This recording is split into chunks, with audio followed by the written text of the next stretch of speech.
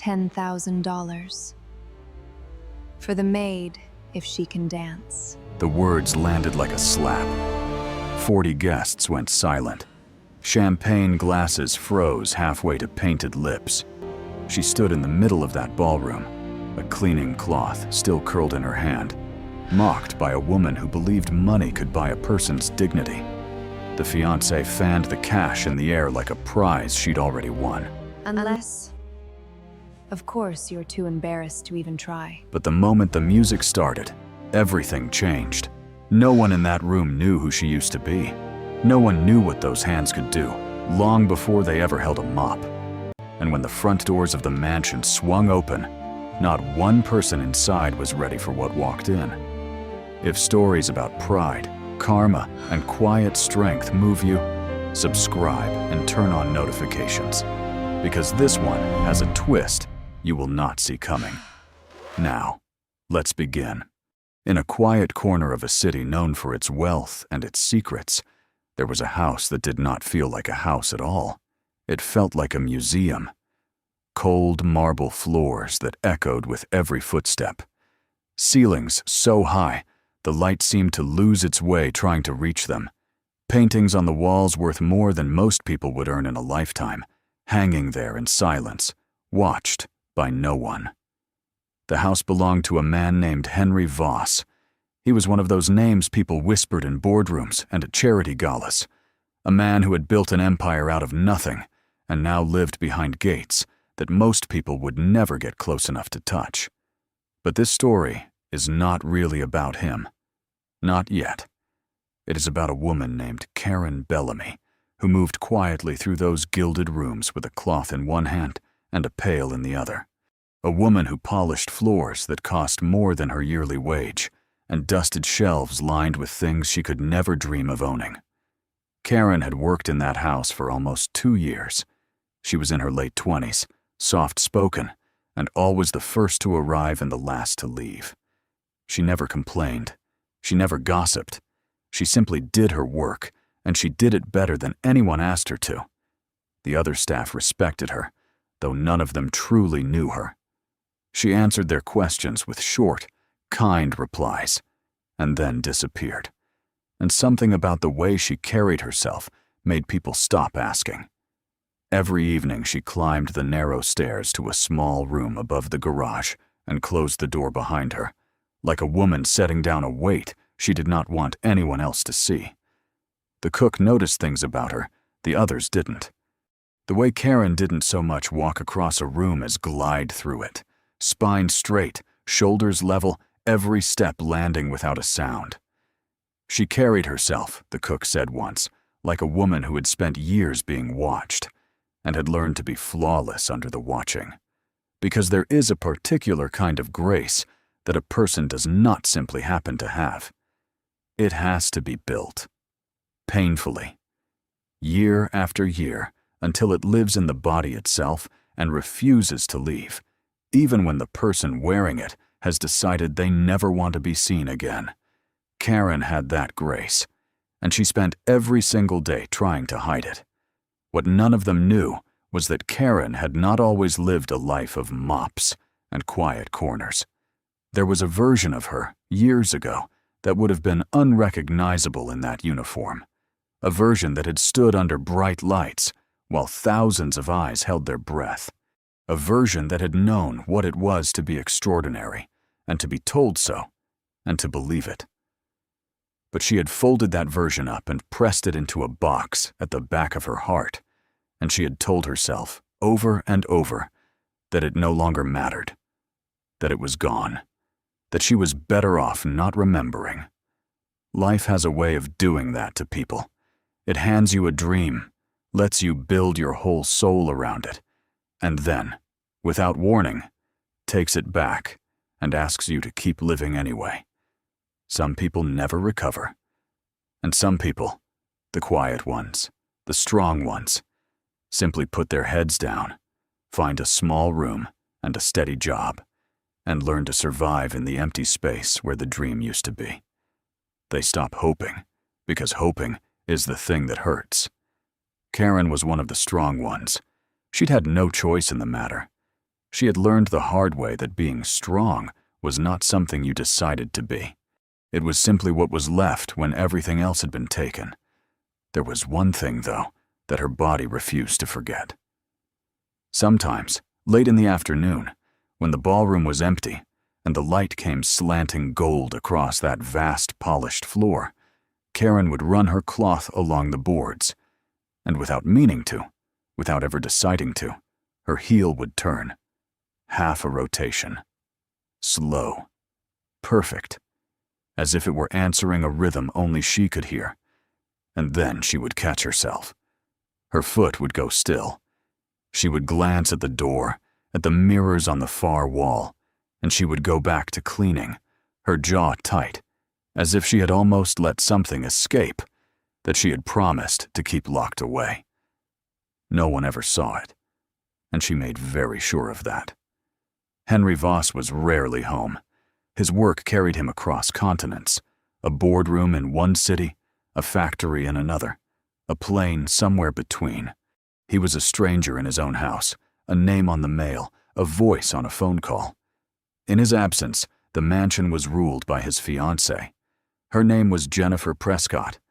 Jennifer was beautiful the way a magazine cover is beautiful. Polished, sharp, always aware of exactly who was watching her and exactly what they were thinking. She had grown up with money and had spent her whole life learning how to turn other people into stepping stones. Now she stood one wedding away from a fortune that would set her up for the rest of her days, and she intended to enjoy every inch of the power that came with it. She did not see the staff as people. To Jennifer, they were furniture, useful, replaceable, and beneath her notice. She had a particular way of speaking to them, sweet as sugar when guests were near, and cold as glass the moment the door swung shut.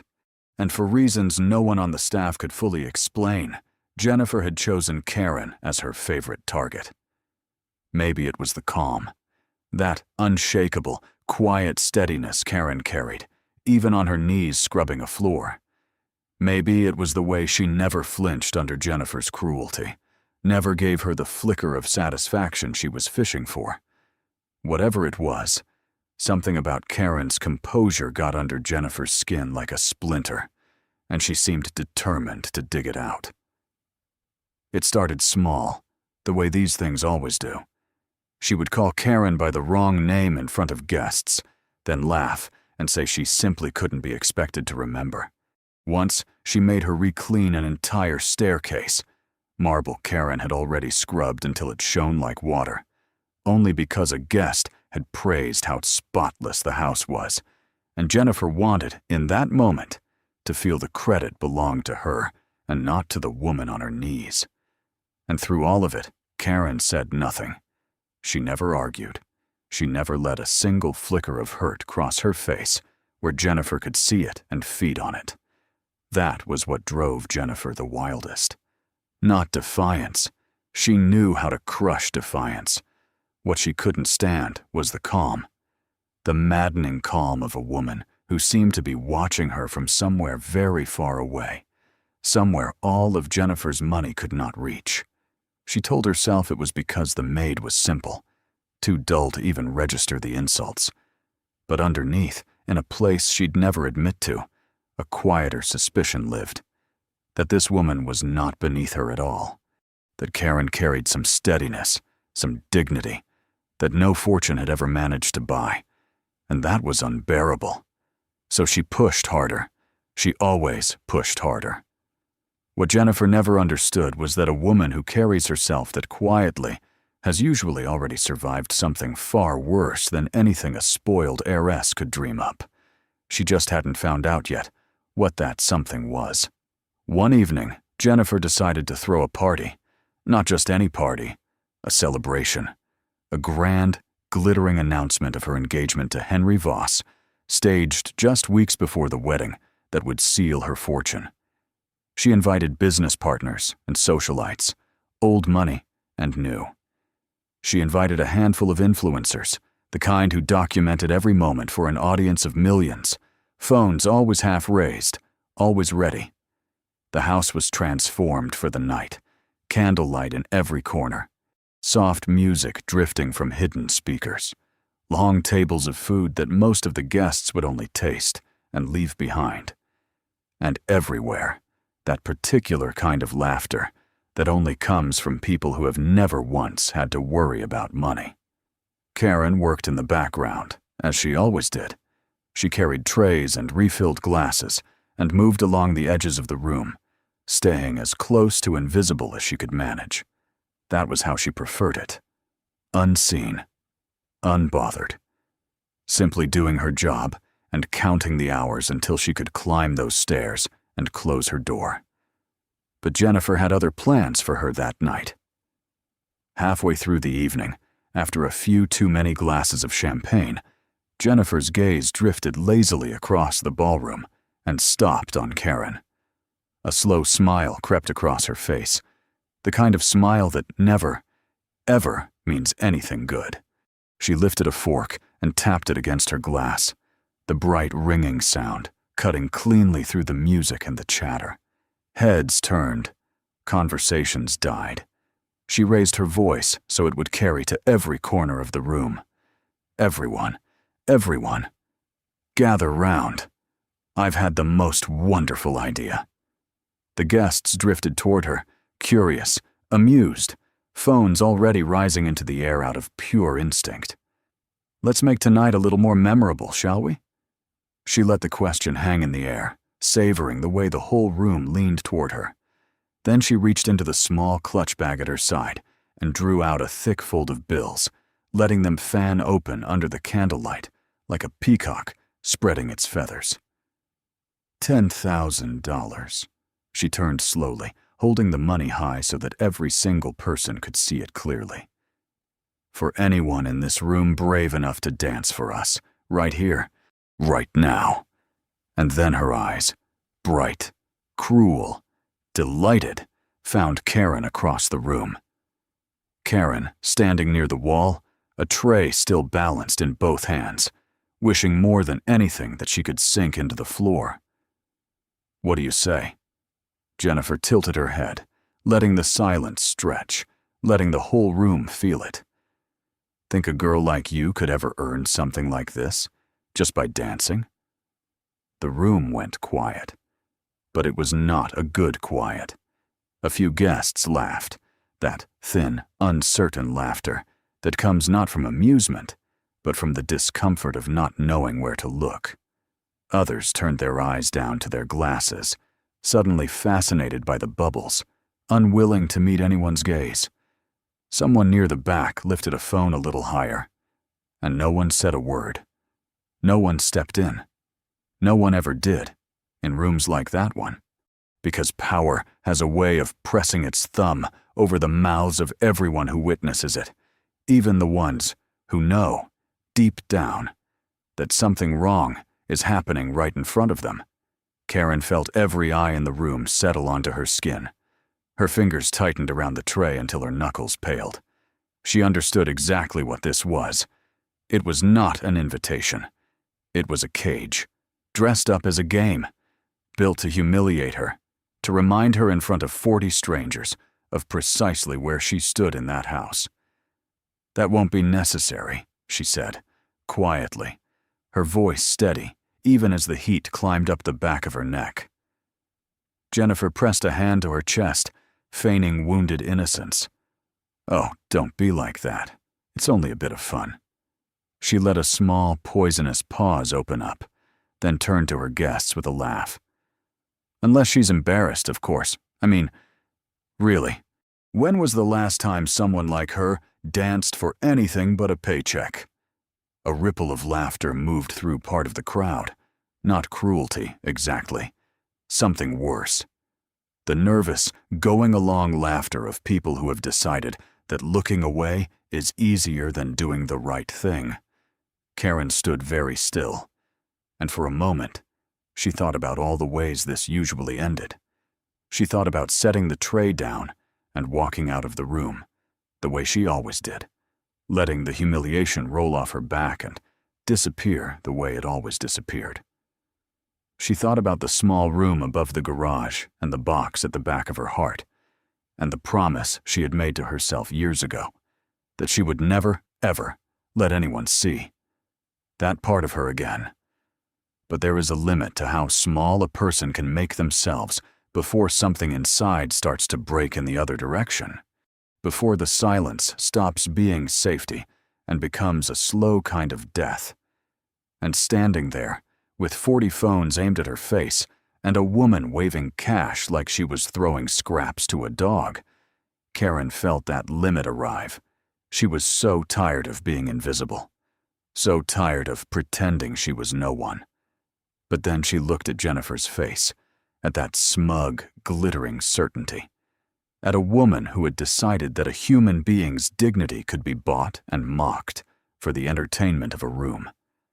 And something that had been buried for a very long time began, quietly, to wake up. Karen set the tray down on a nearby table, slowly, carefully, as if she needed the extra seconds to decide who she was about to become. Then she lifted her chin. "All right," she said. "I'll dance." Jennifer blinked. For just an instant, the confidence flickered. She had not expected that. She had expected tears, or a stammered refusal, or the small, satisfying sight of the maid fleeing the room. She had not expected yes. But she recovered quickly, waving a hand toward the open space at the center of the ballroom with an exaggerated theatrical flourish. "Wonderful. Someone start the music. Let's all see what she's got." The crowd shifted, folding into a loose circle around the open floor. Phones rose. Whispers spread through the room like static in dry air. Karen walked to the center of that vast marble floor. Her uniform was plain and unadorned, gray, simple, invisible, against a sea of gowns in deep burgundy and gold and soft blush. For a moment, she looked exactly as small as Jennifer wanted her to look. Out of place. Exposed. A single quiet figure surrounded by wealth she would never own. Someone chose the music as a joke. A slow, sweeping classical piece. The kind of thing they expected her to stumble through, to shuffle a few awkward steps, and then give up, red-faced, so the whole room could laugh and go back to their champagne. But here is the thing no one in that room understood. That music, that slow, aching, gorgeous music, was not the wrong choice for humiliation. It was the perfect choice for a woman like Karen Bellamy. The first notes filled the ballroom, and the room held its breath. For a long moment, nothing happened. Karen stood alone in the center of the floor, her head bowed, her arms loose at her sides. The silence stretched. It stretched past, comfortable, and into something almost unbearable. The whole room leaning forward, waiting for her to fail, waiting for the fall they had come to see. Somewhere near the back, a guest let out a small, cruel snort of laughter, certain the humiliation was already beginning. A few others exchanged glances, smirks tugging at the corners of their mouths, phones tilting to catch the moment the maid would freeze up and flee. The music played on, and still Karen did not move. 5 seconds. 10. The pause grew so long that even Jennifer, watching from the edge of the circle, felt a flicker of something she didn't like. A small, cold uncertainty crawling up the back of her neck. This wasn't panic. A woman about to run doesn't stand that still. A woman frozen in fear doesn't breathe that slowly. Something was wrong with the picture. Something Jennifer could feel but couldn't name. And the whole room felt it too, in the space of that held breath. The sense that they had all been waiting to laugh at one thing and were about to witness something else entirely. And then, very slowly, something began to change. It was small at first. So small that most of them didn't even register it. Her shoulders dropped, then lifted, not tensely, but settling, the way a bird settles its wings. The line of her spine seemed to lengthen, drawing up through the crown of her head until she stood a full inch taller than she had a moment before. Her breathing changed. It slowed. It divided itself into something even and measured, as though she were quietly counting out the bars of the music before anyone else could hear them. And her hands, which had spent 2 years wringing cloths and carrying trays, opened, one finger at a time, into a shape so precise, so deliberate, that a few of the guests near the front actually leaned back. Something old was waking up inside her, and the room could feel it, even if they couldn't name it yet. Then she moved. It was not hesitant. It was not clumsy. It was not the shuffling embarrassment they had all gathered to enjoy. Her frame rose into a perfect competitive hold. Shoulders squared, back arched, arms extended into a shape that belonged not to a ballroom party, but to a championship floor. She began to travel across the marble in long, sweeping arcs, her feet finding the rise and fall of the music as if she had been born inside it, as if the rhythm and her body were the same thing, wearing 2 different names. The laughter in the room died, all at once, snuffed out like a candle between 2 fingers. She turned, a controlled, gliding rotation, her chin sweeping through the movement with a discipline that took years to build. She turned again and again, each spin flawless, each landing soft and exact. Her arms carried lines so clean they seemed to draw the light along with them, and on her face was not the shame Jennifer had promised the room, but something else entirely. A fierce, luminous focus, the look of a woman who had come home to a place she thought she'd lost forever. The gray uniform, which moments ago had made her look so small and out of place, now seemed to fall away in the eyes of everyone watching. They no longer saw a maid in a plain gray dress. They saw the line of her body carving through space. They saw the impossible control, the way she could stop a spin on a single point and hold it, perfectly still, before flowing into the next movement as if gravity itself had agreed to obey her. A woman near the front pressed a hand over her mouth. A man lowered his champagne without drinking it, his eyes wide. The influencers who had come to film a cruel joke were now filming with a kind of reverence, the smirks long gone from their faces, some of them whispering the same word over and over into their cameras. Look, look, look at her! Because this was not the dancing of someone who had once taken a few lessons. This was the dancing of someone who had lived inside this art, someone who had bled for it, someone who had stood on the highest floors in the country and made rooms full of experts fall silent, the way she was making this room fall silent now, without any of them understanding yet exactly why. And then, for just a moment, one single, aching moment, her arms curved and closed around the empty air in front of her, as if she were holding someone who was no longer there. Because this dance, this particular dance, had been built for 2. It had been meant to be shared once, in another life, with someone who had stood on the other side of that frame. And now she danced their half and her own half all at once, alone, filling the empty space with everything she had left. And the ache of it moved through the room like a chill through an open door. And even the people who had never known heartbreak somehow felt it landing in their chests. Across the room, Jennifer's smile was gone. Her arms, once crossed in smug amusement, had dropped to her sides without her noticing. Her mouth had come slightly open. This was not the picture she had painted for her guests. This was not the maid stumbling in her uniform for their entertainment. This was something none of them had the right to be watching, and every single one of them knew it. The phones were still raised, but they were no longer recording a joke. They were recording something none of them would ever forget. The music swelled toward its peak, and Karen rose with it. And for those few endless seconds, she was not a maid. She was not the woman who scrubbed those floors on her hands and knees, not the invisible figure at the edge of the party, not the target of a cruel woman's game. She was, for the first time in longer than she could bear to remember, entirely and completely herself. Her eyes shone in the candlelight, not from shame, not from tears of humiliation, but from something far deeper, the fierce, breaking relief of a part of her soul she had buried alive. Finally allowed to breathe again. She was not dancing to win.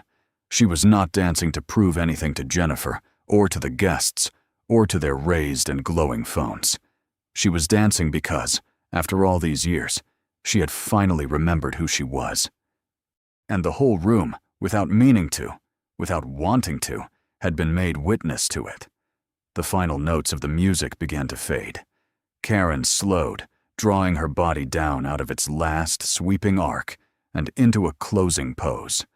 One arm extended, her head lifted, her chest rising and falling with the effort of what she had just given. The room was utterly silent. Not a glass clinked. Not a breath was drawn. The candlelight trembled against 40 stunned faces. And at that exact moment, as the last note dissolved into the hush, the great front doors of the mansion swung open. Henry Voss stepped inside. His coat was still on his shoulders. His phone was halfway lowered from a call he'd been finishing on the drive-in. He had come home early, weeks ahead of the wedding, hoping to slip in and surprise Jennifer before the party wound down. Instead, he stopped dead in the doorway. He took in the scene the way a man takes in the aftermath of a crash. The 40 guests, frozen mid-breath. The plain gray uniform in the center of a room full of silk. And the woman wearing it, chest heaving, one arm still lifted in the shape of a dancer's final line. For a long moment, no one moved. Every head in the room began to swing slowly between the maid at the center of the floor and the master of the house at the door. And here is the ugly, honest truth of it. The thing that made Henry Voss a hard man to like and a harder man to beat. His very first instinct was not outrage. It was not concern. It was the reflex of a man who had built an empire out of controlling exactly what people saw. His eyes went straight to the phones, still raised, still glowing, still recording. And for one cold half-second, the machine in his chest that had made him rich did the only thing it knew how to do. It started counting. The influencers, the reach, the story about to leave this room and never come back. Contain it. Manage it. Get the phones down before this becomes something. And then he caught himself. He actually felt it happen, felt the reflex fire, and felt the shame chase it half a beat behind. Because his gaze had reached the woman in the center of the floor, and the counting stopped cold. Something crossed his face that had nothing to do with anger, something closer to recognition, dawning slow and disbelieving, as if a door long shut somewhere in his memory had just cracked open. He knew that frame. He knew those arms. He knew that turn. Because Henry Voss had not built his fortune in isolation. For years he had moved through the highest rooms of a world where wealth and dancing kept close company. The patron of galas, a sponsor of showcases, a fixture in the velvet-roped balconies above competition floors, where the finest dancers in the country moved like water and fire. He was no dancer himself, but he had watched enough of them to know, in his bones, the difference between someone who had learned to dance and someone who had been forged into it. And he had seen this one before. Near the front of the crowd, an older socialite in deep emerald leaned toward the woman beside her and whispered something, her hand pressed to her mouth, her eyes wide with a memory of her own. A murmur began to move through the wealthiest corners of the room. Recognition, spreading person to person like a spark catching dry grass. Some of them had been there years ago in those grand competition halls. They had sat in the good seats and watched the finest dancers in the country compete for titles that meant everything. And now, slowly, the pieces were fitting together in their minds. The frame, the turns, the impossible discipline they had just watched cut through their host's ballroom like a blade through silk. They had been laughing at a legend, and every one of them was beginning to realize it at exactly the same moment. Henry crossed the floor. His footsteps were the only sound in the entire mansion, echoing off the marble until he stopped just a few feet from her. He did not turn to address the crowd. He did not perform. He simply looked at her, and when he spoke, it was low enough that only she and those closest could hear it. "It's you," he said, almost to himself, as if he were testing whether the words could possibly be true. "I watched you take the national title. I was in the room." Karen's breath caught. She looked up at him, startled, the last of the music still ringing in her ears. "That was another life," she said softly. "That woman doesn't exist anymore." "She's standing right in front of me," Henry answered. He said nothing else. He did not announce her to the room, did not hold her up like a trophy to shame his guests. He didn't have to. The naming had already begun without him, moving mouth to mouth through the wealthiest corners of the crowd. A name half remembered, a title, a season, a final that some of them had watched from the good seats years ago. The murmur swelled into something audible. Gasps. The low shuffle of 40 people realizing, all at once, exactly whose dignity they had gathered to buy for $10,000. And the phones, the same phones raised to capture a cruel little joke, were now capturing something the internet would never let any of them take back. But it was not Henry who had won that room. He knew it. The room had already been taken the moment Karen's spine had straightened and her arms had opened, long before he ever walked through the door. He had not rescued anyone. If anything, he had arrived to find that the woman he'd once watched conquer a national stage had just conquered his ballroom without a single soul's help, least of all his. He turned to Jennifer, and whatever warmth had ever lived in his face was gone. "How much?" he said. Not a question, exactly. Flat. Almost bored. Jennifer blinked, thrown off her rhythm. "What?" "The cash in your hand." He nodded at the fold of bills, still crushed in her fist. "How much did you offer to make her dance for you?" Her mouth opened, and for the first time all evening, nothing clever came out. "It was a bit of fun, Henry. A game. She agreed to it. You all heard her. She said yes herself." Henry didn't raise his voice. He didn't need to.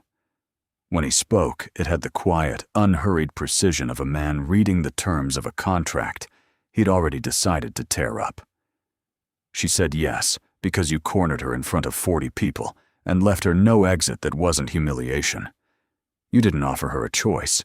You built a trap and called it generosity." He paused.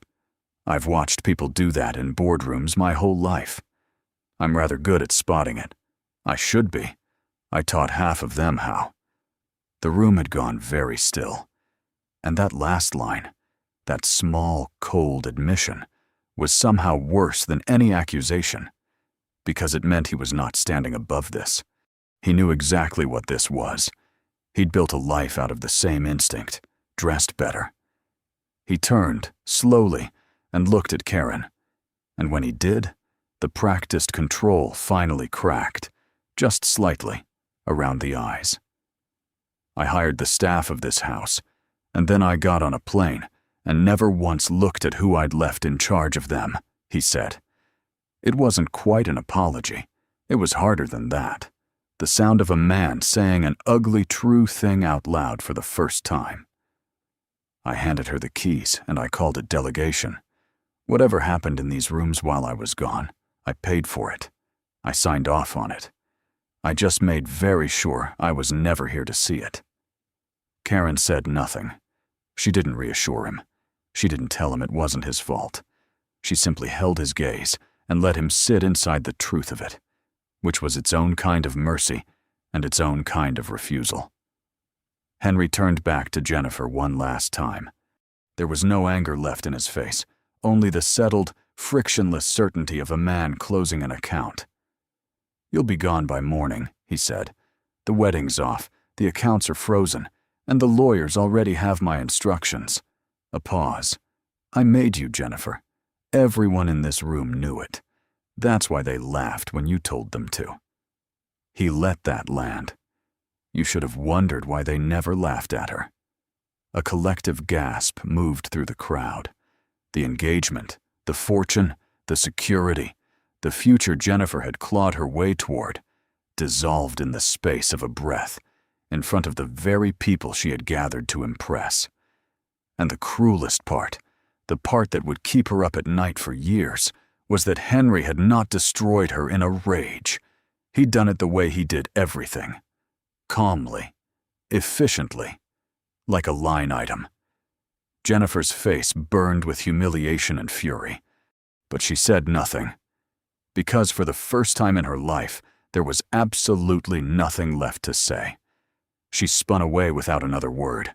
Her heels struck the marble like gunshots, echoing across the vast, silent room, growing fainter and fainter until the heavy front doors closed behind her. One final time. The room slowly began to move again.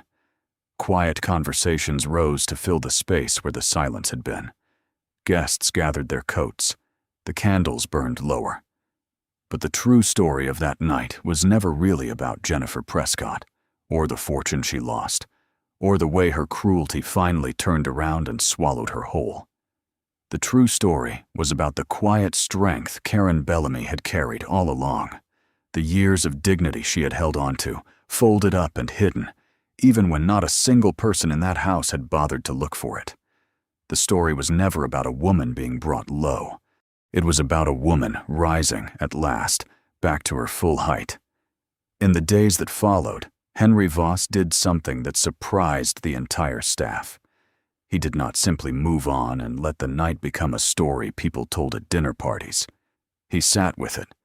He looked, honestly, at the house he had built, and then abandoned to its own devices, at the empire he'd been so busy conquering that he had never once asked what it cost the people who kept it running.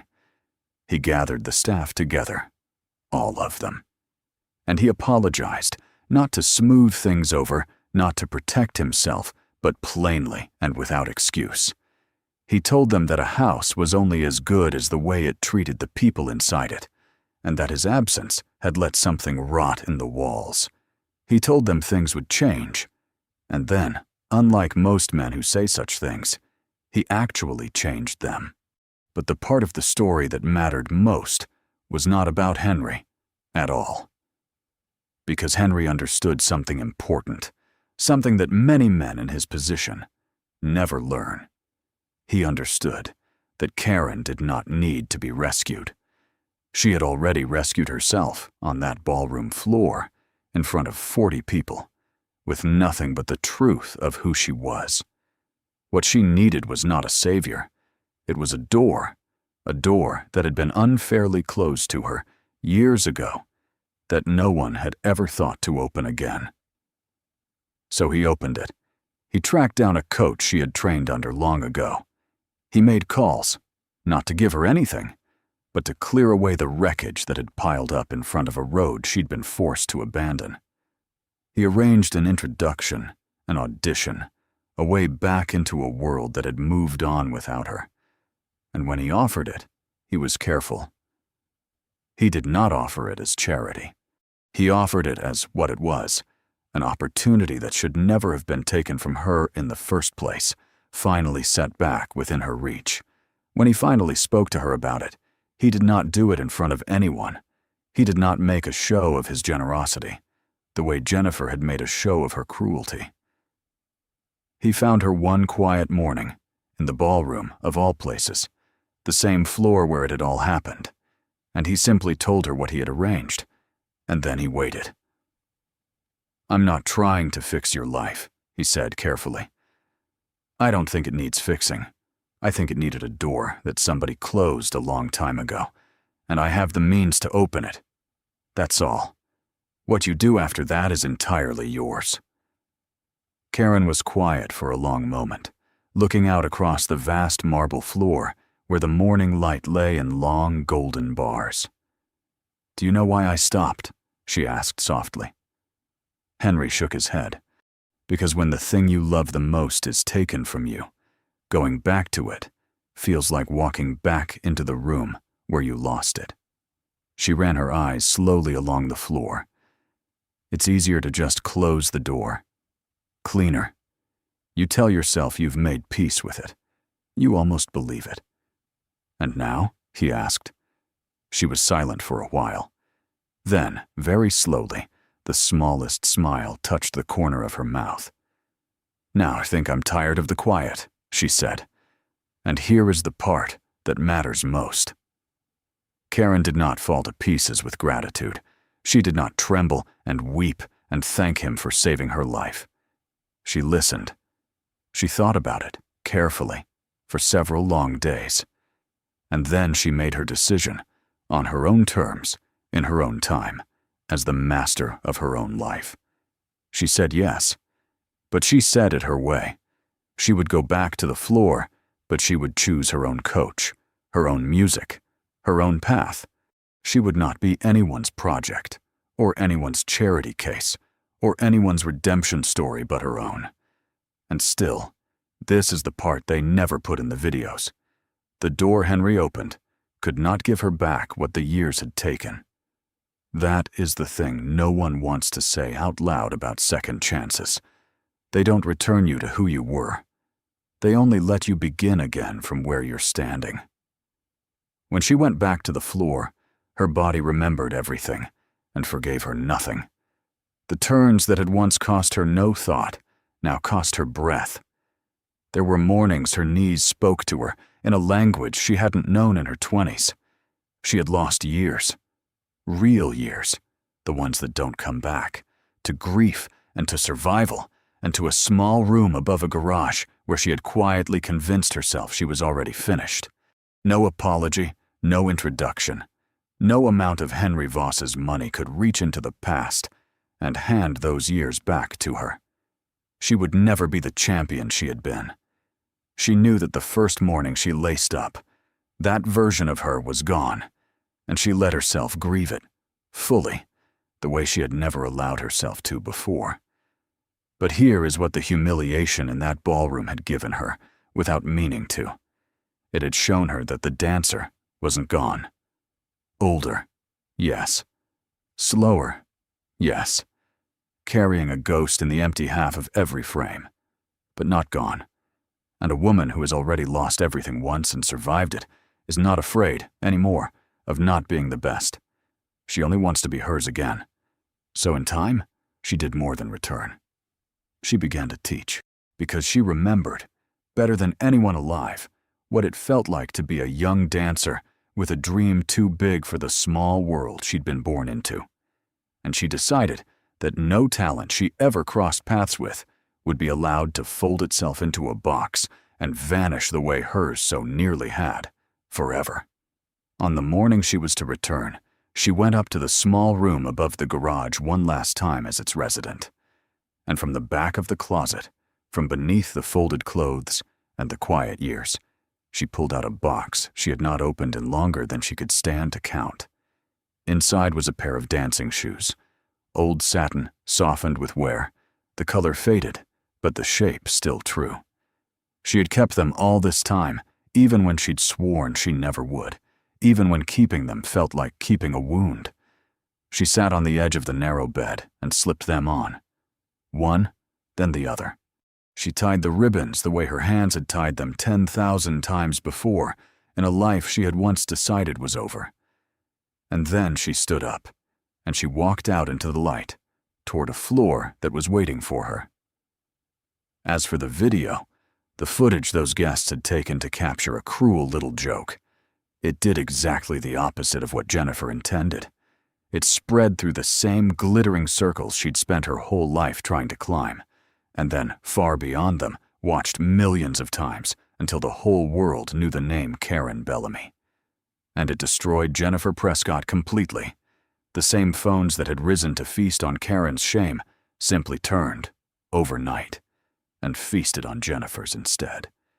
The comments, the reposts, the strangers who had never met her, deciding exactly who she was, and taking such open, gleeful pleasure in her ruin.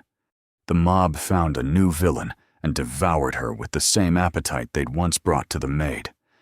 And here is the strange, uncomfortable truth Karen sat with months later, watching it all unfold from a quiet distance. She felt no triumph in it. None. Because she understood something the internet never would. That crowd, the millions cheering her name, the millions tearing Jennifer apart, was never really on her side. It had never been on anyone's side. It was the same crowd that had stood in that ballroom, phones raised, and said nothing while a woman was humiliated for sport. It had simply been handed a different story to enjoy. The people who had laughed at her and the people now celebrating her were so often the very same people. And that was not justice. It only wore justice's face for a little while, until it got bored and went looking for the next thing to consume. The only real victory, the only one that ever belonged to her, had happened in the silence before any of them started recording. When the music began, and a woman who had buried herself alive decided, quietly, to come back to life. No one had clapped for that. No one had even understood it yet. And it was the only part that was ever truly hers. This story is a reminder that respect costs nothing, and yet the absence of it can cost a person everything. You never truly know the strength, the talent, or the story carried quietly by the person standing in the background of your life. The one refilling your glass, the one cleaning your floor, the one you've decided, without ever asking, isn't worth your attention. Kindness should never depend on a person's job title, or the number in their bank account, or the color of the uniform they happen to be wearing. And in the end, the way you treat the people who can do absolutely nothing for you, that says everything about who you really are. There is a small studio now, on a quiet street, that opens before the sun is fully up. And most mornings before the students arrive, a woman lets herself in and stands alone on the empty floor in the gray light. She is older than she was on the night this story happened. There is silver coming in at her temples she no longer bothers to hide. For a while she just stands there, the way she once stood in that ballroom, listening to music no one else can hear. And then, slowly, without deciding to, the way it always used to happen when she thought no one was watching, her heel begins to turn. Half a rotation. And this time, in her own quiet room, in a life she reached out and took back with her own 2 hands, she lets it finish. If this story moved you, take a moment to like this video, leave a comment sharing your thoughts, and subscribe for more stories like this one. Because the quietest person in the room is so often carrying the loudest story of all. You just have to be willing to look.